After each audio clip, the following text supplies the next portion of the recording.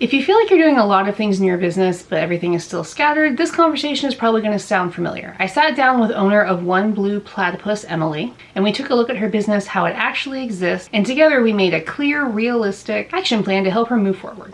We talked through what is working in her business and what she should keep, and then what isn't working and what she should get rid of. And that way she can simplify down without guessing what she has to do next. Hi, I'm Kelly, and I draw things and I run the SleepyHead art business Launchpad. And so in this call, Emily and I walk through her shift into fully focusing on stationery, narrowing her product mix, and letting go of items that were selling but were pulling her brand into too many different directions. So it felt like she was doing all these different things, but nothing was really stacking up. We talked about pricing, hand making versus manufacturing products, wholesale readiness, and how to streamline your business without having to start from scratch again. So if you're in that stage where you know something needs to change, but you're not really sure what to cut or focus on, this is a good example of how those decisions turn into an actual plan. So let's get into it. Go ahead and tell us a little bit about your business and about what you sell. Okay, well, I've been selling stuff on Etsy for probably like 7 years. It started out with like laser cut stuff and then 3D printed stuff with some stickers thrown in and some jewelry. And then I started doing more like surface pattern design stuff, like selling on Spoonflower while still doing my Etsy. And then I'm like, stationery sounds fun, so I'm going to try that. And my notepads have actually like kind of taken off on Etsy a little bit. So that's been cool. I felt so called out with your niche thing because I'm like, yeah, that I just went and deactivated like a lot of listings on Etsy that are not stationery, although I do still have a few that aren't. So we'll see how that goes. And I got my first wholesale order for about 200 notepads in a local bookstore. So that's great. Congrats. Yeah, thanks. Are they all the same design or is it all different? No. There's like, matter of fact, I was working this morning, 1, 2, 3, 4, 5, 6, 7, 8, 9, 10, 11, 12 different designs. Okay. 20 each of like some of them, and then 10 each of some of them. About 2/3, I guess, I'm making by hand. And then the others I had printed and they just got here yesterday. Great. So, and I'm realizing this doesn't scale up very well. Like trying to make, over 100 notepads by hand is handmade is a different game than manufacturing. This is simply just because of hours in the day. Right. Well, and also like design decisions I made, like, okay, if I can't print to the edges of the page and I have to trim off like 1/4 inch on every side and then trim it down, it's like I could make design decisions that would make it easier to hand make some. And I enjoy it, but I think definitely I will design them with that in mind going forward if I'm going to do that. I do think scalable wise, in terms of making things to sell, having a manufacturing partner is helpful just because, you can be designing and they can be printing with their industrial printers and their large, factories versus us in our house with our, with our printers. Exactly. Our I do like being able to like test a design out, like and make, some of them and see, do people like this? Is it worth ordering? 40 of them or even so, because it was kind of scary writing, spending hundreds of dollars up front, not knowing if, I'm going to be able to sell the rest of them, it's like, well, and that is something we have to go into where like, we have to be prepared for none of it to sell. Now, is that the case? Usually, no, someone will like it, but it's like you can sit on stuff for a while. I think that's a reality of product-based businesses that maybe are, a little different than what people are used to thinking about. So, okay. So moving on to my next question. Back. So you are wanting to focus on stationery then and not all of your other things that were kind of floating around your shop. Is that correct? I think so. Last year, I sort of decided I was sick of having piles of merchandise in my house, which I realize I've kind of gone back to.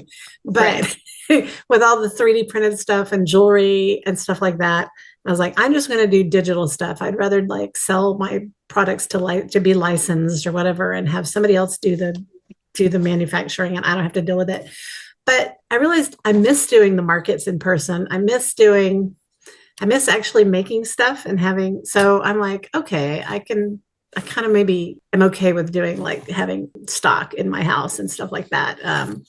So yeah, and stationery has just been a lot of fun. I've always loved to write and stuff like that. So I'm like, okay, I think this fits well, but it's also been hard to give up the 3D printed stuff simply because it sells. I mean, prior to this, that was and it's still, if I go to a market, I will make 80% of my money selling 3D printed stuff or laser cut jewelry.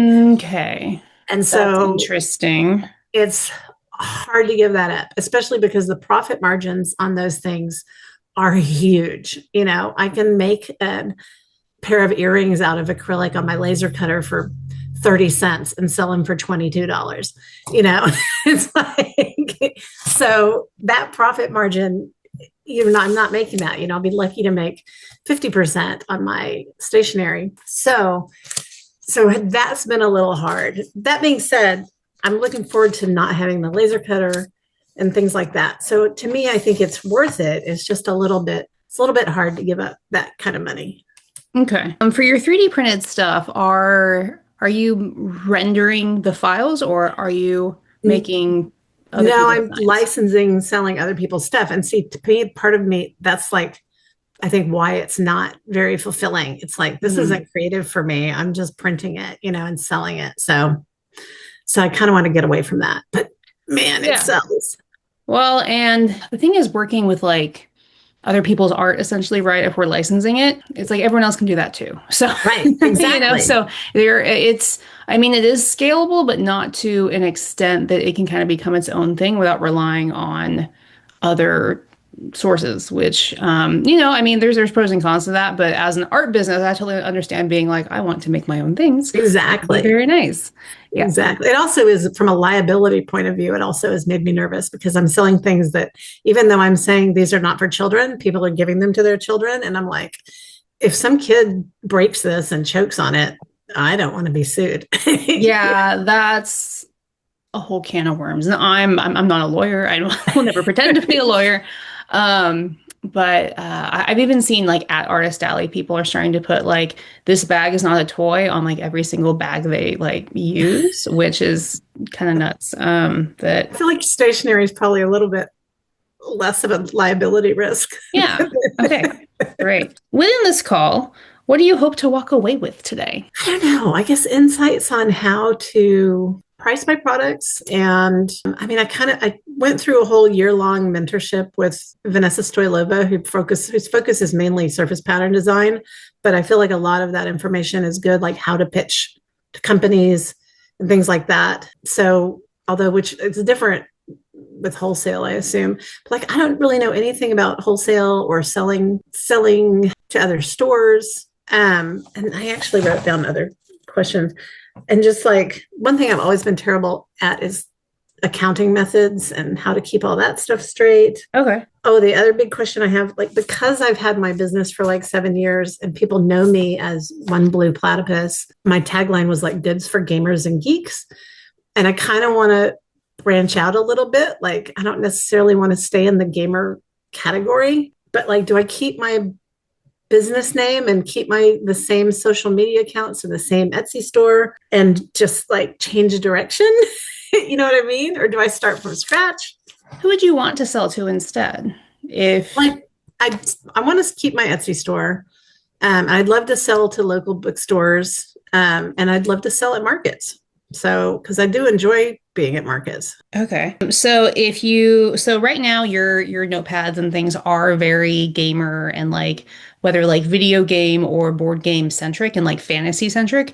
A little bit sort of the D&D market, but some others as well. Okay. Do you want to move away from that, or are you liking that? I like it to some degree, but I want to do more like general stuff too. Like I have some cat designs and I have some book designs. I liked your cat designs. I like the orange and the blue one. I saw on Instagram. I was like, it's not in her shop. Okay. They will be now that I have them.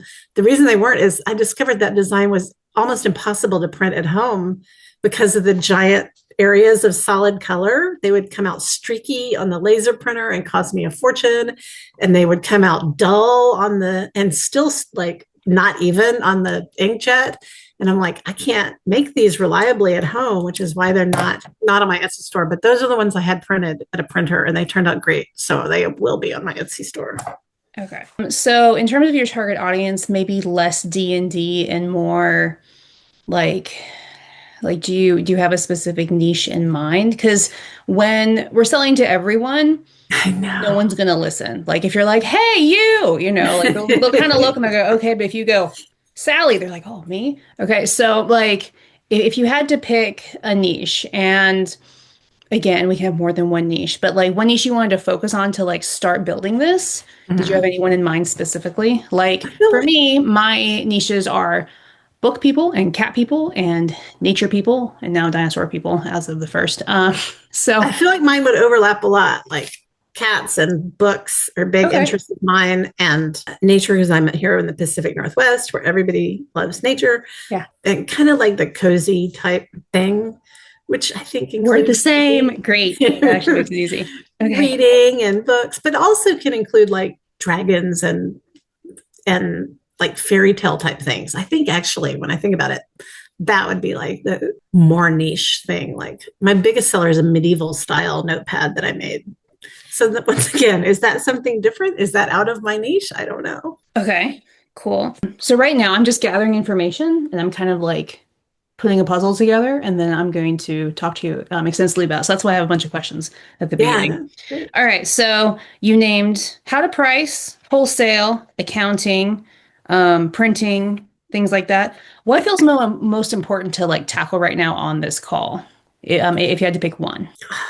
I don't even know. I guess I need to decide. I feel like my Etsy shop is in sort of this state of ambiguity right now. I do still have some 3D printed stuff on there, but it's mostly notepads.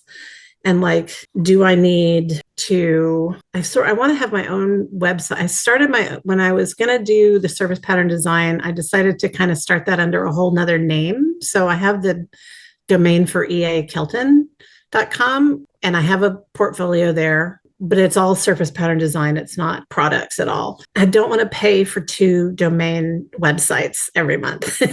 So What's I'm your website wondering, hosted by? it's called Ionos. I don't know. I don't know if anybody's ever I've heard of never it, heard of them. No.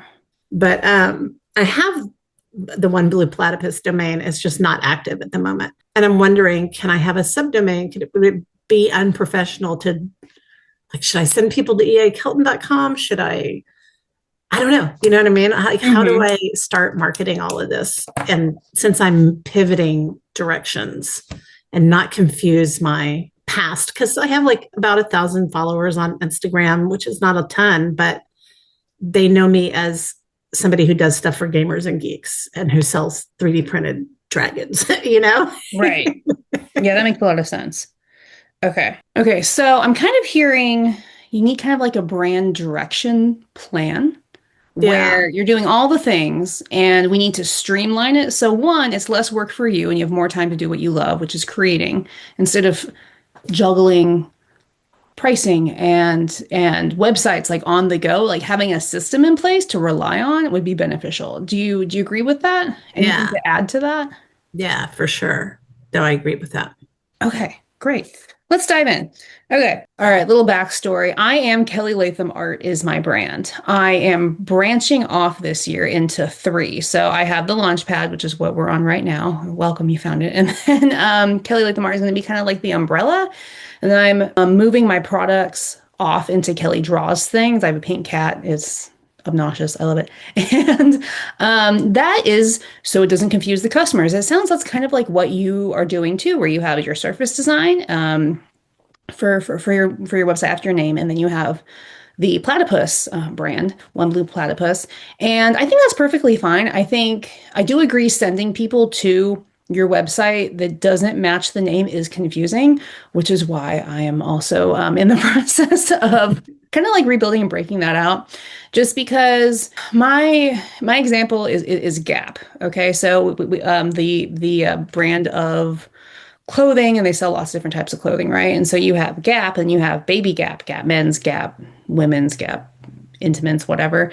And they're all kind of, broken out. And it's not because they don't want to sell all of it or they aren't good at any of it, but it's easier for the customer. So that way a middle-aged man doesn't have to go walk into the store and dig through all the baby stuff like shuffled in there. He has a whole space to himself to shop. And I feel like that's kind of what having different like segments of our creativity works out. Like if you like making the 3D printed things and the laser things, that's great.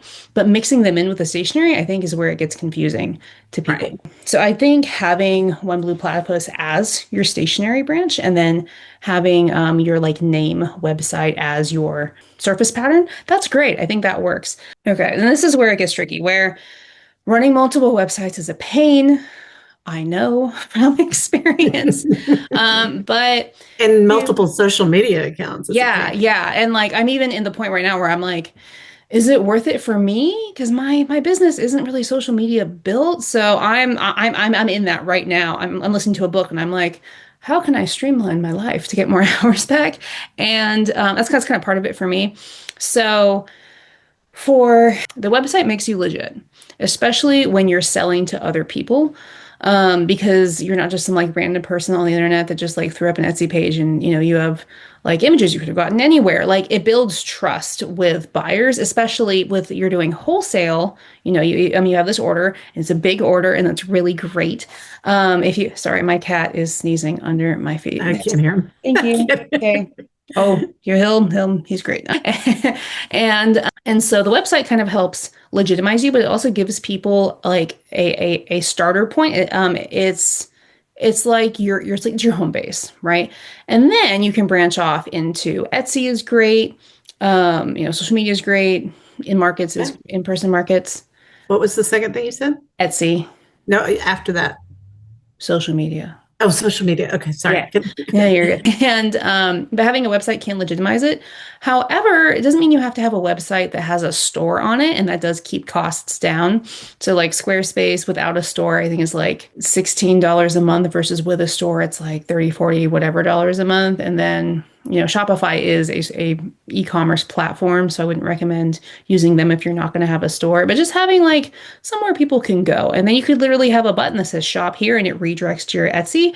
That way you're not running two stores, but it does have kind of a home base for you. Quick question on having your own e-commerce store. I Yeah. mean, one of the things I love about Etsy so much is that they take care of paying all the other state sales tax and things like that. How Mhm. does that work when you have a Shopify store? Do you have to remit that sales tax yourself to other states? I don't know. I'm not on Shopify yet. I will Okay. be mid this year, but they have a section where you set it all up. That's my task later later on this year. So I don't know the answer to that question yet. But Shopify is really good about transparency and they want you to use their platform. And Mhm. so I would just go on Shopify and just poke around and like read their forums, read their like, frequently asked questions. And if I had to guess, Shopify tries to make life easy. They probably do it all for you because it is starting at $40 a month to host a shop on there, Oh, wow. plus like a domain. But you Like have your own web shop, don't you? I'm on Squarespace right Oh, now. Squarespace. So how does it work with Squarespace? Do you have to? Yeah, so same thing. So you can pay for the domain and basic website, and then you can add on different things. Like you can add on a store, you can add on email marketing, you can add on like other stuff, and like based on how much you sell or how much, or like how many emails you want to send, they have like tiered pricing, and like the more you want to do, the more you can pay for it. So like I ran the Right. numbers, and like if I paid more per year at a lower credit card processing rate, how much would I have to make per year for that to pay off? And then, once I hit that, then I upgrade to their next plan. But do they remit other states' sales tax for you, or do you have to file that yourself? Full disclosure, my mother's an accountant, and so she It's does fine. my taxes for me. I'm going to have a section in the Launchpad about how to find your own accountant, but I'm not going to give legal or tax Yeah, I was advice. just curious, but like Etsy just makes that so easy. All I have to do is report that that was remitted by another company. Yeah, and that's kind of part of what, like I talk about, Etsy does a lot for you. Like people complain about the fees, but it They do protects so you. much. Well, it protects you and it does a lot for you. Yeah, it's So, like I would be paying that much for marketing. I mean, I feel like Etsy's fees are completely worth it. I mean, it's, yeah. So I think that so you said you do have the One Blue Platypus domain. I do. I own the domain. I'm not doing anything with it right now except an email address. Yeah. So I think just having like a landing page, people can come, look at your website, especially for wholesale.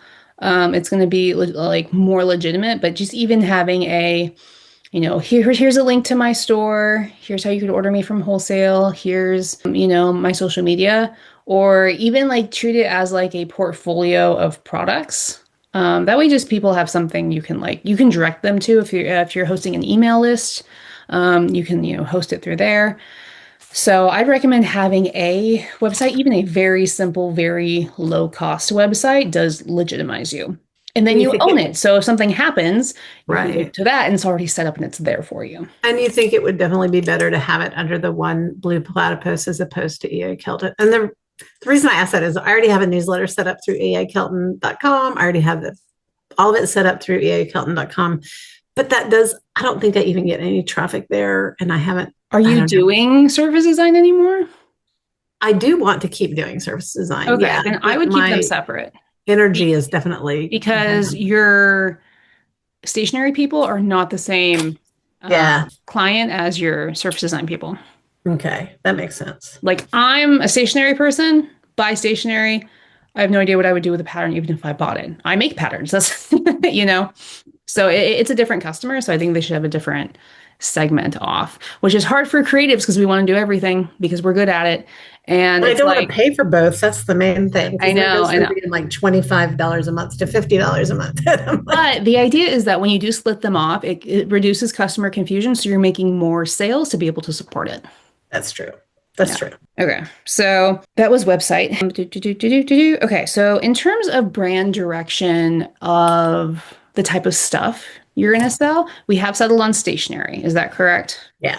Okay. So going through your Etsy last week, have you, because you mentioned you pulled off a bunch of listings. Was that before last week or after? Yeah. I pulled them off in the last few Okay. days. I see it. Cool. Great.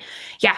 So definitely cleaner already, which is great. So I think narrowing down what you're selling in terms of theme and in terms of product is great. So in terms of product, staying with paper for now, even just notepads for now, is totally great. There are lots of companies that start with just one item and then, they get really good at it and then they can apply what they've learned to the next item and kind of like branch out.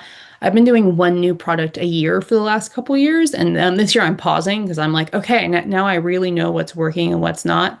But if you introduce too many things at once, you can't figure out what's working and what's not, and you don't know what to Mhm. eliminate, and you don't know what That's to come back. hard because I want to make all these new I notepads. know. And I'm not saying like never make anything else ever again. Like that's crazy. We can't do that. But when you make something, really consider, does it fit my target audience and does it fit what they expect from me? Is going to be really beneficial. So stationery, and then I kind of liked your fantasy fairy tale dragon type of corner that you were talking about. Because I feel like that can really feed into a lot of different like niches. So if that's our theme, and then our niches could be bookstores because we have fantasy, right? It could be Mhm. D&D, which you're like, you have it, you don't want to give it up, but it can fit there. It could fit game stores, it could fit comment stores, it could fit Renaissance festivals, it could fit like lots of different places. But if it's all in that same vibe of fantasy fairy tale esque, I think that gives people more of an opportunity to come in and go, oh, I like lots of different lots of things from this same shop, and I'm going to order more Mm. because you really want someone to walk in and want to order or buy multiple items instead of just, oh, I see the one political sticker, that's what I'm going to buy. So you feel like I should probably pull off the political I think stickers? so because I think it's a different customer. Now, if you Yeah, that wanted to makes sense. have a third political brand, you really could if you really wanted to. But I do think having like everything geared towards the same customer that's walking in is going to be beneficial. Yeah, you're probably right. Of course, I'm right. No, I'm kidding. I hope so. That's what I'm Well, doing. you're not I mean, I keep hearing that over and over and over again. So And maybe, it's hard. Like we've all been there where we're like, but I like the thing. But then or you especially if it's selling, it's hard to right. pull an item that's selling. Yeah, but it's like one item can sell really well, but it can hold back like a good chunk of the shop that could be selling really well if it's attracting the right customers. Right, right. Yeah, that's very true. So, yeah, so I would shift to fantasy fairy tale kind of vibes in terms of designs. And then do you want to talk about first, do you want to talk about pricing or do you want to talk about a list of stuff to do on your Etsy shop. Pricing would be great, but I have one quick question to go back to because Yeah. you mentioned like the fantasy fairy tale vibe. Well, do my orange and blue cats fit into that? Because I have a chicken. Did you see my chicken? My I didn't see chicken's your super chicken. popular. Is it on Etsy? Let me grab a notepad. Okay. Shut up. So cute. So maybe you have a couple themes like I do, where you have fantasy, fairy tale, and then you have animals, like happy, cozy animals, Yeah, cottage because core type vibe. that's perfect. Love that you said that because that is the bridge. Because cottagecore could go fantasy or could go cute animal. Yeah. Love that. Okay, so cottagecore is kind of like your umbrella, and then as long as everything fits under that cottagecore-ish vibe, I think that would be really great. That's super helpful. Cool. Since we're having two people is nice because I never would have come up with cottagecore, but then I was like, yeah, that's perfect. That's great. Okay, cool. Any other questions on this theme stuff while we're here? No, I think I have clarity on that now. Okay, that's good. Check, got that. Okay, so now did we want to talk about pricing stuff or kind of Etsy Yeah, a stuff? little bit because Okay. I struggled with that, especially, I mean, coming from like I said, coming from selling products that had such a huge profit margin to ones that don't. It was like, oh, like I was looking around, especially when I look on Etsy and people are selling things for like, I'm like, how are you making Okay, any money so on that? that's the thing. Just because someone's selling it on Etsy does not mean they're priced right, because they might just be winging it. And we're going to talk about a system that like actually gives you the math. And people are willing to pay for it if they like it. So I sell notepads. I'm kind of on the fence. My bookmarks knock out my notepads because I sell to bookstores. So I'm in the process of kind of revisiting them. But I did up my prices a month ago, and it's already February. Oh my gosh. And and I was like, I don't know if they're gonna buy them still because it's like a whole dollar more per wholesale. Oh my God, that's so much. I've sold more notepads than I ever have in my entire life in the past month. So like people are willing to pay for a higher priced item and it gives it a sense of value. So like if I go online and I have the option to buy what's something I could buy that is not sketchy. Here we go. Tape. Okay, tape. So I'm gonna buy tape. And I have one that's $2 or one that's $5 and there are some seven, there are some eights, but one of them is drastically lower than all of them. I'm like, what's wrong with it? And we don't want people to think about that for our products. Right. Like if you have all different colors of shirts and then one of the colors is like, 75% off, you're like, why do you need to get rid of this? Why is it not selling? Why is it so low? And the minute you start competing on price, you're like competing to be the worst. You're competing to be the cheapest product in terms of quality and value.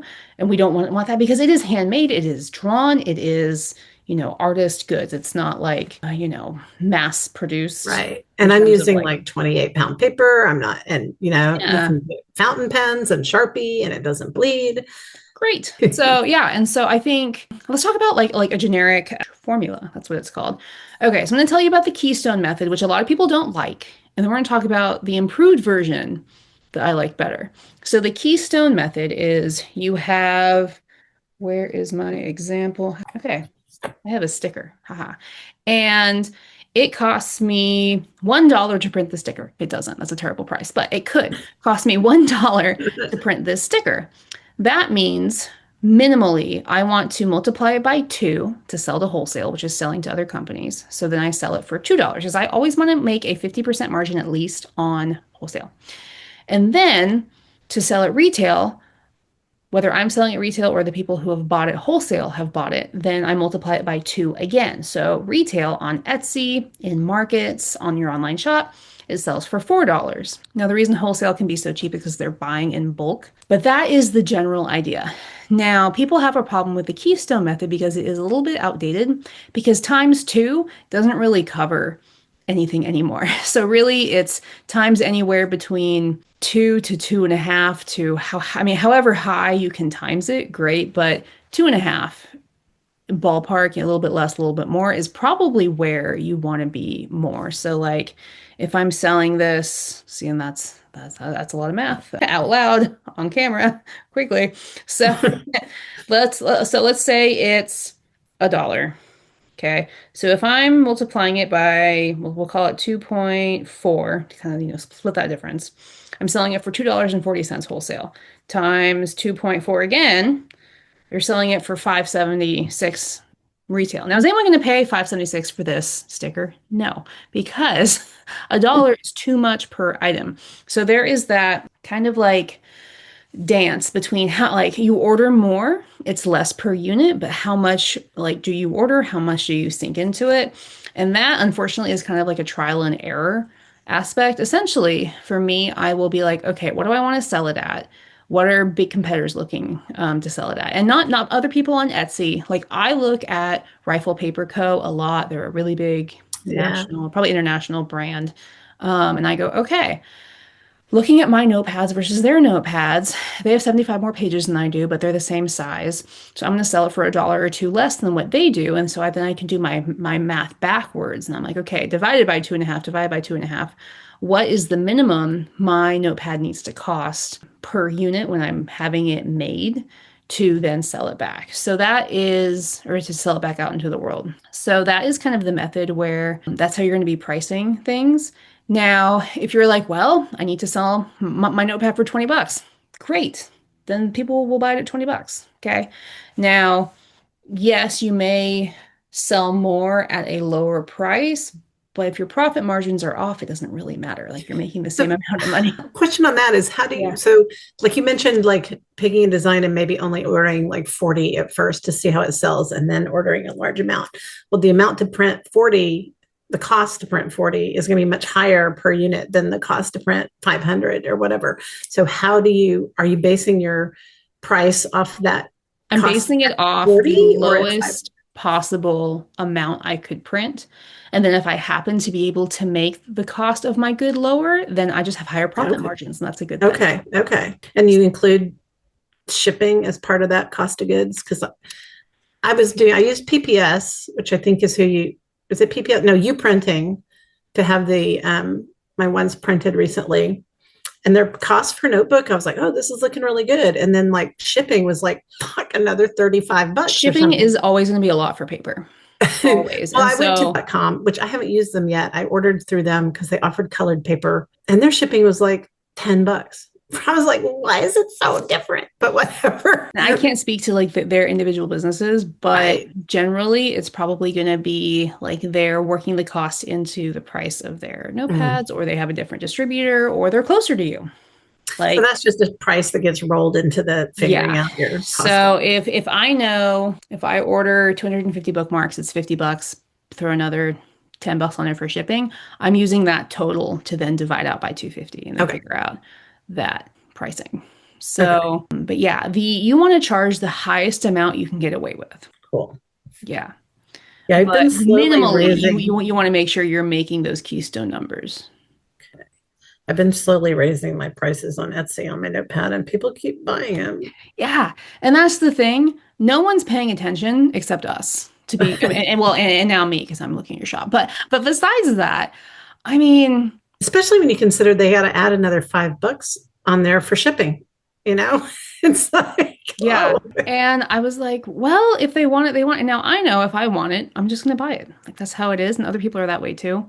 So I think it just really depends on the person. And so that's why having a shop full of stuff that they really like, you can also introduce a free shipping threshold, like free shipping after $35, and it incentivizes them to buy more. So that's another option to kind of get them to, purchase more than just one item from the shop. But if they're willing to pay the big shipping, let them pay it. I think it's understood that like, if you're ordering it online, it has a shipping fee.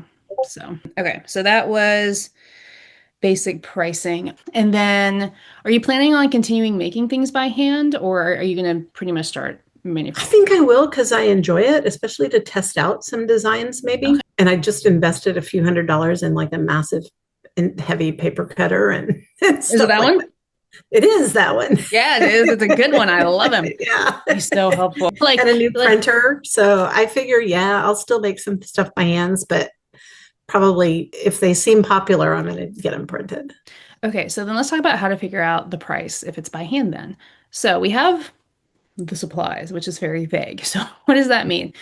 So for Notepad specifically, you are calculating how much money per inked printed page it That's hard. costs. Yeah. It is hard.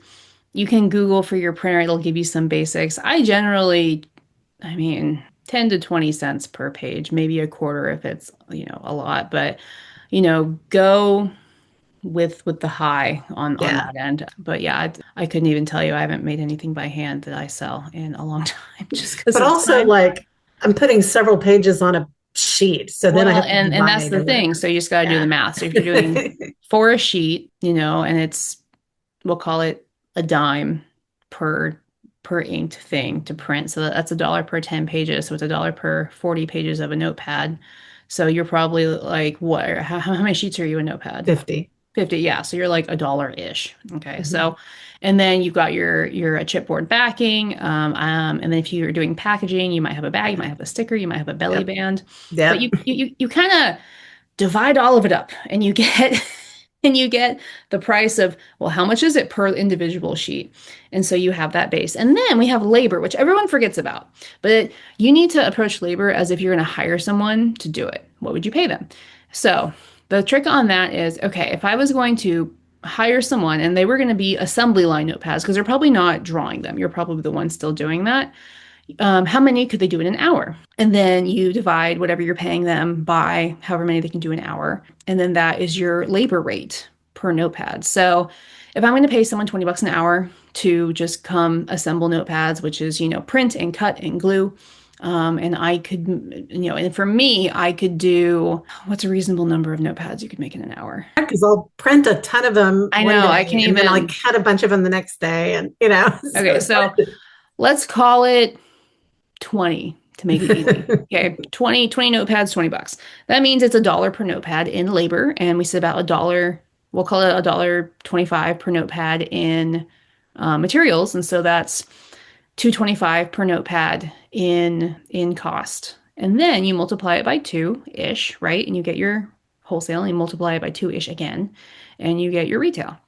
But to get the labor in there, it does have to be how many of the unit can you make in an hour, and then divide the money by that, and then that's how you're going to get that. Cool. Because it's an invisible cost, but the minute you start paying someone else to do it, it's no longer invisible. We need to make sure it's accounted for. Otherwise, we go, "Where's all my money? I have all this time. I have no money." Which we want both in the end. So that would be Right. good. So you don't Uh, make any of them by hand anymore? I don't. I would rather spend time drawing. Yeah, that's So I start at 40 per design, and then if I sell out X amount within a certain amount of time, like after I've ordered it, I'll order more, or I'll just let them run out, and then I'll replace it with a new design. But that is so for bookmarks really got me there because I was like, I can order 100 of them, like bookmarks for like 30 bucks, yeah. and I was like, I was hand printing, laminating, and cutting all of these, and it was taking days. And so, Yeah. what was first? I can't remember if stickers or bookmarks were first that I really started manufacturing, but I would rather be drawing.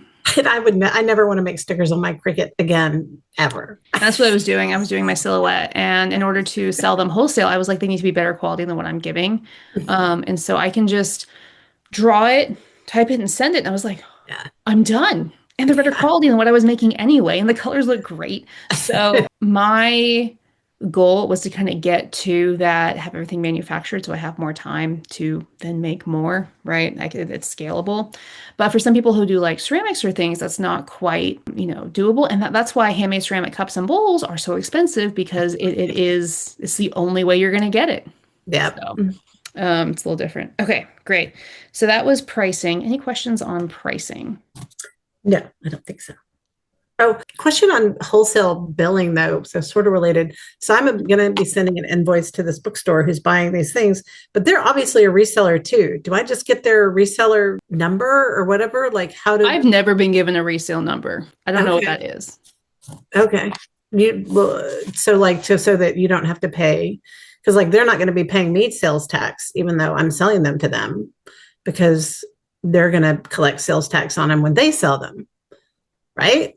So Right. So they're selling to the public, so they Yeah. do sales tax. I've never had sales tax issue with. Okay. So you don't charge your people sales tax and they don't, and that's not an issue. No, Okay.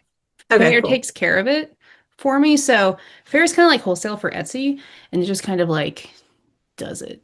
Yeah. So with Fair, you still do the mailing and supplying and everything. They just buy it through them. Yeah, so Fair is like Etsy for wholesale. Okay. And do you think it's worth it getting on there? I mean, okay. People will, don't eat that. Sorry, my cat's eating things. Yeah. So people are like, oh, it's just a tool. I think it's the tool because it's so easy for buyers to order through Fair that, they can do it in the middle of the night when they have time, or, they can do it on the go with their kids, or like they don't have to wait for you to build an invoice and get back to them. It's easier for me, it's easier for them. And Do you Fair think will that's take a 15% commission 15%? if they brought you the lead, but I do so much wholesale outreach that most of the time I'm bringing them the lead, and then it is zero. I just pay the standard like credit card processing fee that I would be paying anyway if I was sending them an Right. invoice. Now, I do have people that still go direct, and it's great, and I love working with them. But if it's easier, I tell them to go on Fair. They're like, oh, like we don't want to take, if it's like you get less money. I was like, no, because you emailed me first.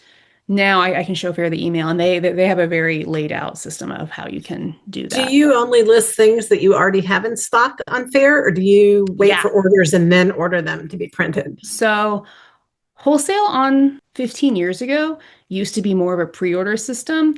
Now it is you have it in stock and it's ready to go.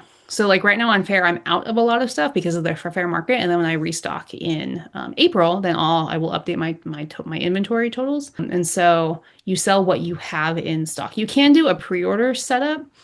I've never done it just because I like making sure I have it before I sell it to people. Okay. All right. Because I've been thinking maybe I should apply to be on Fair, but I don't know. Do It it. feels intimidating. Well, yeah, but like it's always gonna feel intimidating until you do it. True. Like I think well, okay, so let's kind of pivot then into some more Sorry. some more wholesale stuff. So having I wrote down my numbers. Where were see this is why I take notes, because notes are helpful until you can't find your notes and then they're no longer helpful. Okay.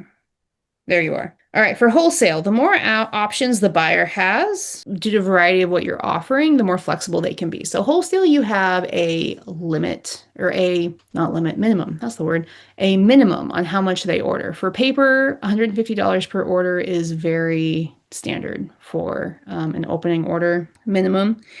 And people are going to tell you, oh, you need X amount of products. It kind of depends on what you're selling. If I'm selling stickers, I need a lot more designs because it's less per sticker to meet that minimum. Where if you're selling notepads, I could sell 7 stickers and you could sell 1 notepad to make the same amount of money. Mhm. So for notepads, minimum order quantity is how many of each design they have to buy at once. And 6 is what I recommend for minimum of notepad order quality. And then if you're selling them for $5 wholesale, that means you're selling them for $10 retail, which is what I pulled off your Etsy, which may change, may up. $5 times 6 notepads is $30 for that design. Now that means they need math. This is why we have a calculator. That means they need to order 5 different designs to meet that minimum order. Okay. And I think they should only have to buy half of your products in order to meet the minimum. So that means minimum, I would have 10 different notepad designs offered. Now that's like an absolute minimum. Really, 12, a dozen is probably a happy number Okay. in all cases. So maybe I should wait until I have more designs to Yeah. Yeah. apply. Wholesale is kind of like a level up after Okay. doing retail. So get comfortable with retail, and that's really where you can experiment and try different things and see what's working and what's not before having to invest in a ton of Yeah, that's a inventory good to have on idea. hand. There's lots of stores around here that I think my stuff would work well Yeah. in. So I just need Yeah. to approach them. So if you just have 5 notepads, they have to buy all of them. If you have 10, they can pick half. And if you have 20, they can choose freely, is what I wrote down. So that's Okay. what I would recommend, where 10 minimum and then 20 is like a happy number. And now, I mean, I have 134 designs right now on Fair Oh, well. of different stationery things. So like it's just, I mean, you could go on forever. And I'm actually one of the smaller brands. Like some people have like 500. Now, I have heard store owners kind of say that they are intimidated by that sometimes. So pruning is good too. We don't want to just sell everything that we make, which is where, if you can experiment with retail, that can be really helpful. So, so actually, then maybe we should talk about retail. So if my strategy, because I think my strategy might be to get into more local stores. So that's still wholesale. First. Yeah, I mean that is still wholesale, but like not fair type stuff, I guess. Or when you say retail, do you mean me selling it personally directly? You selling Okay. personally to people, Okay. Okay. direct to consumer through Because the I mail. would like to get my stuff in stores. I feel like that seems Yeah, so it's going to be wholesale. easier. So I will forever, until the day I die, recommend Paper Camp by Katie Hunt. I know it's so pricey It though. is. I waited to do it until I saved up. So I knew about it for about a year, and I saved up a little bit, and I did it. And I actually got a coupon code for the manufacturer I already used, and I made back the money within a few months because I order so much. And I was like, oh, paid for itself in coupons. That's That's great. cool. It is a lot, but it is so good. So everything I figured out on my own, it's there.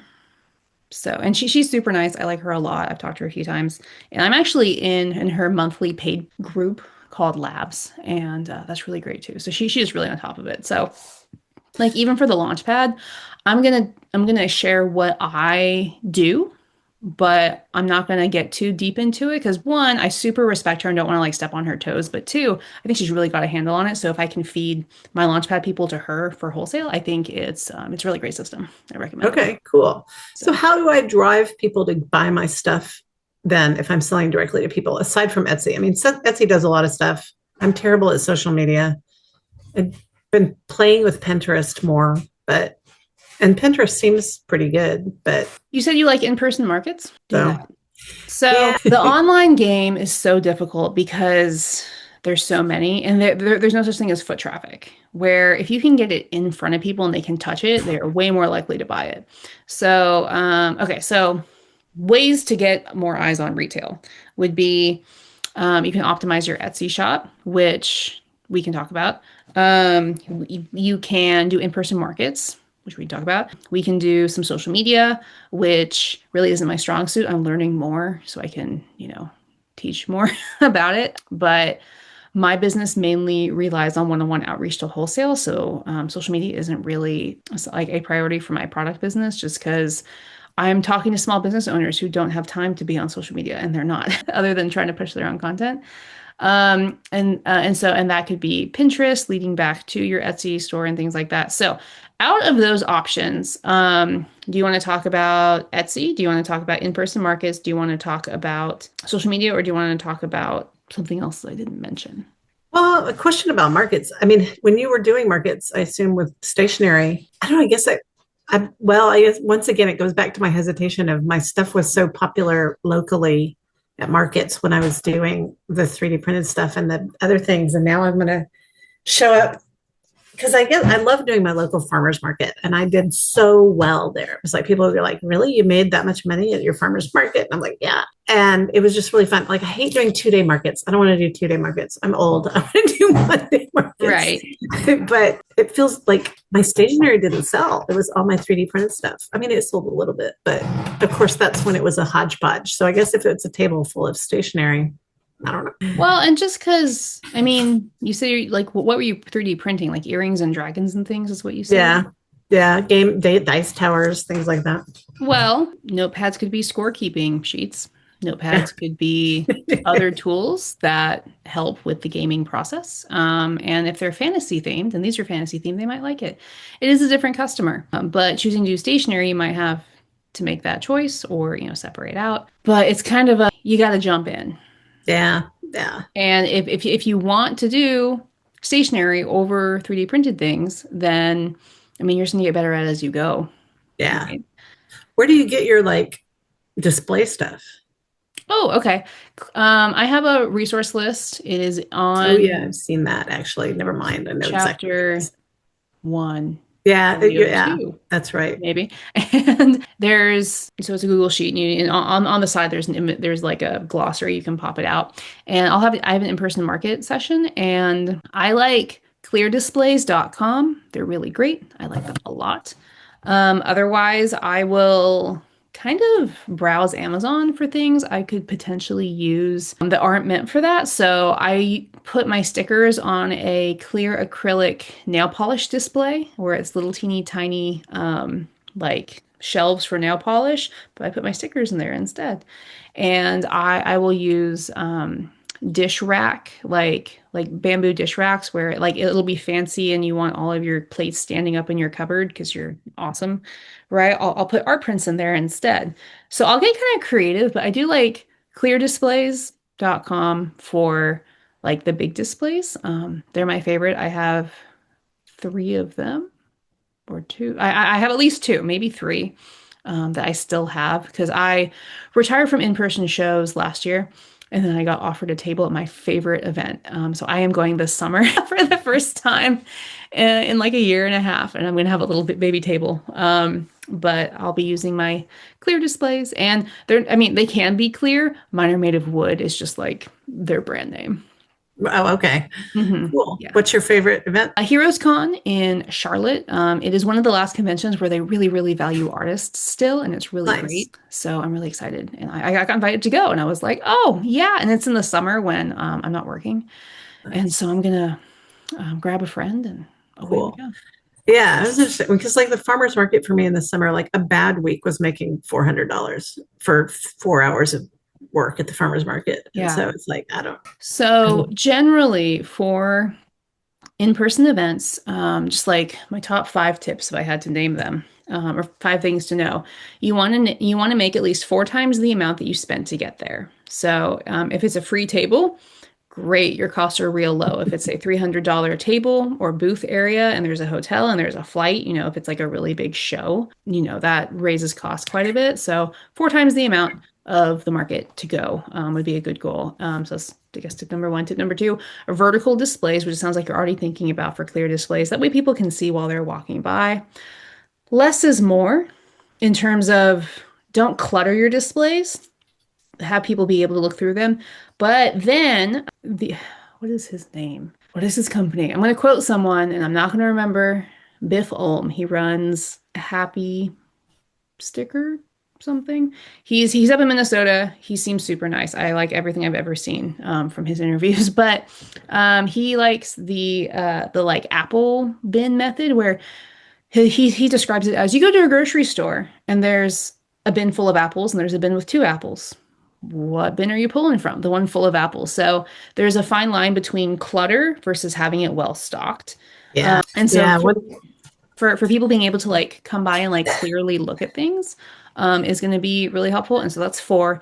And then my fifth tip is take credit cards. Yeah. Be able to process them. And I use Square, Yeah. the little square you plug it in.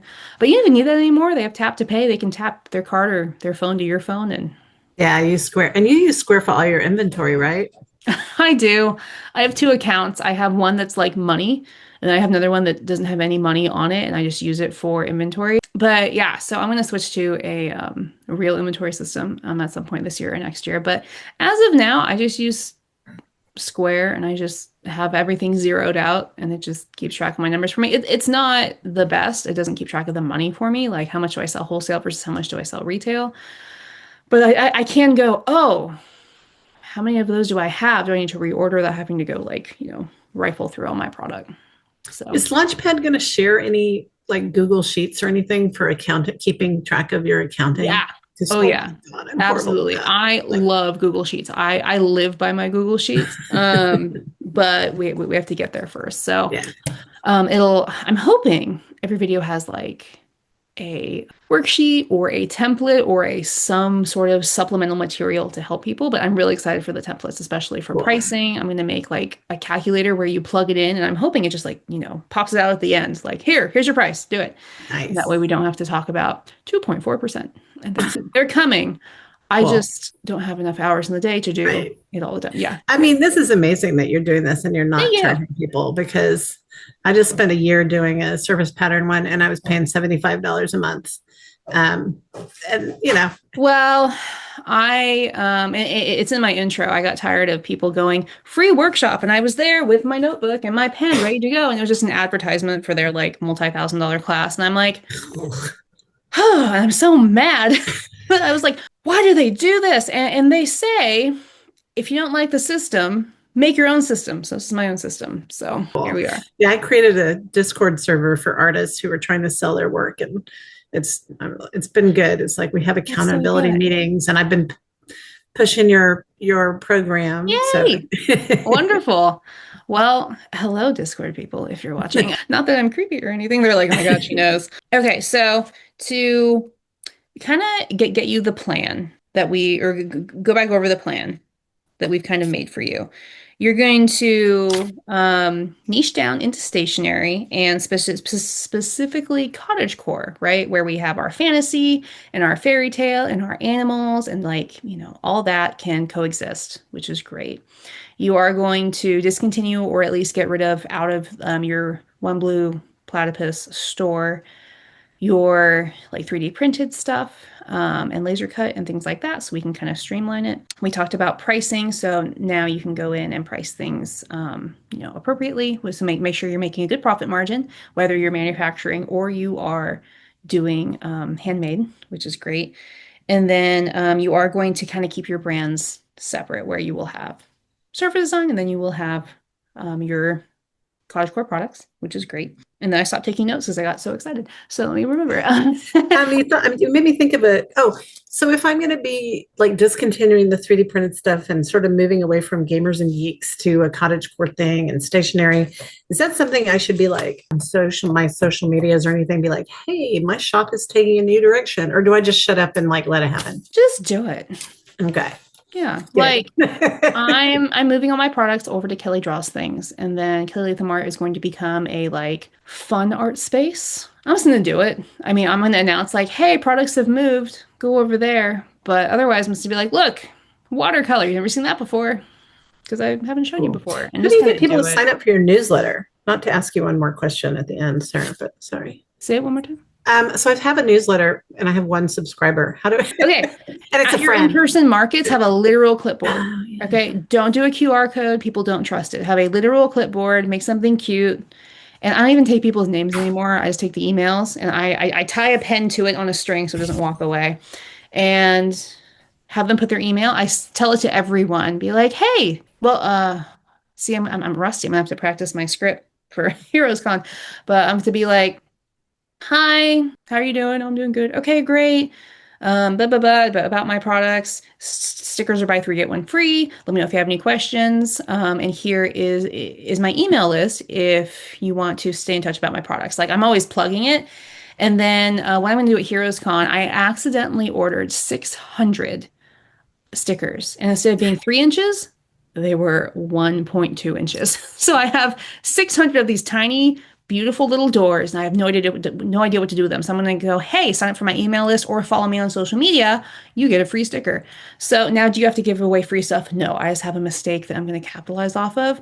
But you can also, if someone signs up for your email list, be like, hey, I'll send you a coupon via email, 10% off your first order on my Etsy shop, which you can set up. You can do that. You can put in coupon codes and Yeah, stuff. yeah. And that way it gives them an incentive to sign up. But even if you don't want to offer an incentive, just like constantly tell them about it in person markets. That's where I get most of my email signups. Okay, cool. Yeah, I was thinking I could do like a freebie phone wallpaper or Yeah, that's something. perfect. Yeah. That's great. That's really good. Yeah. Like, because digital products are free there's no production costs besides Yeah. actually drawing the art. Cool. Awesome. Thank you. This has been very Yeah. helpful. All right. So today we focused on streamlining your brand in terms of what you're going to make and how you're going to make it, and the product like categories you're going to make, which is great. So I mean, if you only do one thing moving forward, I think your next step is to just kind of streamline everything so it lines up. Like we are stationary, we are in the cottagecore fantasy animal land, and that way people have a better idea of what to expect when they come to you. And go ahead and tell everyone where they can find you to support you if they're listening to the recording. Cool. Awesome. I'm on Etsy at OneBluePlatypus. All right, great. Well, thank you so much. This was so much fun. So if that conversation felt familiar, start by writing down everything you're currently selling and highlighting what actually fits in the direction you want to move in. I cover this extensively in chapter 2 of the SleepyHead Art Business Launchpad, which you can find at sleepyheadlaunchpad.com. There's also free worksheets, tutorials, and templates that go with all the videos. So then you can pick one thing, and that's going to help you simplify and streamline your business, and it'll feel less overwhelming. Now, you don't need to fix everything at once. Just pick one thing to focus on and do it one at a time. And that's going to create one clear direction and give you momentum to keep going. So if watching this made you want help creating a clear action plan for your art business, you can book a strategy call with me at sleepyheadlaunchpad.com. And if you're not ready for a one-on-one call yet, but you still want feedback as you work through this, we do have monthly Q&As on Patreon, and that's a great place to bring questions and get support from the whole community, because we all talk about our art businesses every month. Thanks for being here, and I'll see you in the next lesson.